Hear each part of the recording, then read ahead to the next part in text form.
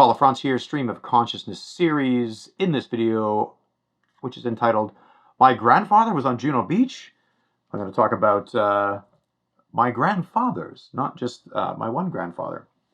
So,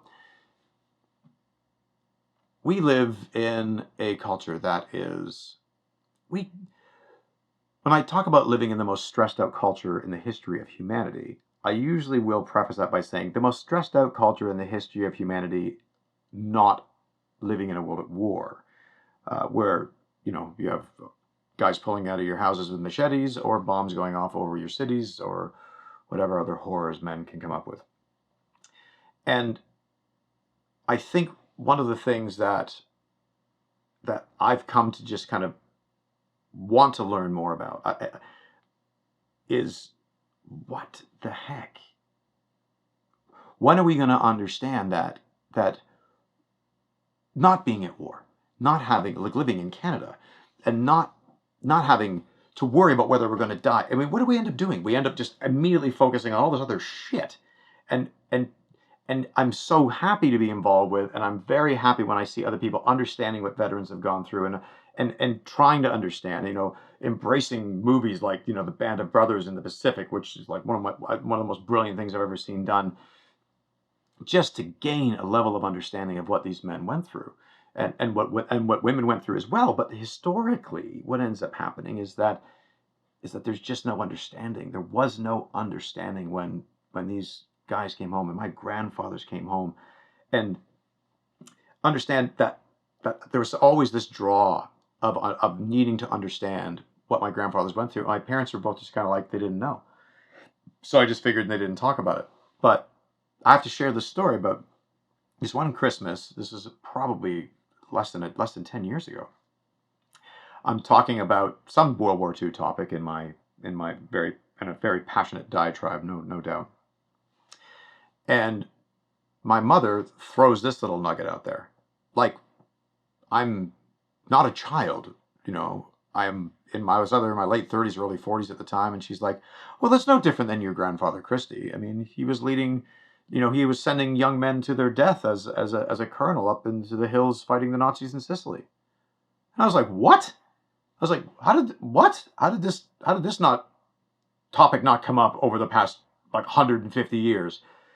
And she's like, well, yeah, no, there's not. And you were mentioning Dunkirk before the movie Dunkirk came out. And it's like, yeah, no, he was behind the lines. He had 85 men with him, stuck between the beach where the Germans had surrounded the British on the shores where they were being evacuated by the boats. And he couldn't get past that line, so he had to hightail it through the backcountry to Normandy before Normandy was a name, and lost the vast majority of his 85 men. And my mind is just blown, and I'm half like blown away and half angry that I'm only hearing about it now. And I walk out onto the deck and I say to my dad, I'm like, Dad, you knew about this? You knew about this with Grandpa Christie? You understood this? And he goes, yeah. I'm like, how could you not have told me? He goes, well, it's no different than you prepare. I'm like, what about prepare? My grandfather. He goes, well, he was on Juno Beach. Even for my parents, this was like an afterthought. Through all of these decades, it was like an afterthought. It was like something that just happened to come up in conversation, and it was almost like they were surprised. And this is not like a knocking at my parents, but it tells you, when you're not there, when you don't live in that realm, and we don't appreciate what it actually means to live in a country that is not at physical war. We can go through all the mental war, and there's a lot of that going around, don't get me wrong. But man, it blew my mind that I did not know about this. And since then, trying to understand my grandfathers coming home, and knowing that both of them, my dad's dad spent the rest of his life in a bar, and he was the most loving man. But why do you think he spent time at the bar? The bar was where the other guys were that understood him. My mom's dad, my Grandpa Christie, owned a number of businesses, and he was a poet-painter who spent the rest of his life being known as LGA, Lord God Almighty. Because for some reason, because of the war, he couldn't get close to people, including my mother. until the end. I wonder if that had something to do with having to send all of these young men to their death when he was in his mid-30s. Again, perspective. You never understand the pain that the people have been through. Yeah, I'm going to stop on that one. We'll move on to our next topic.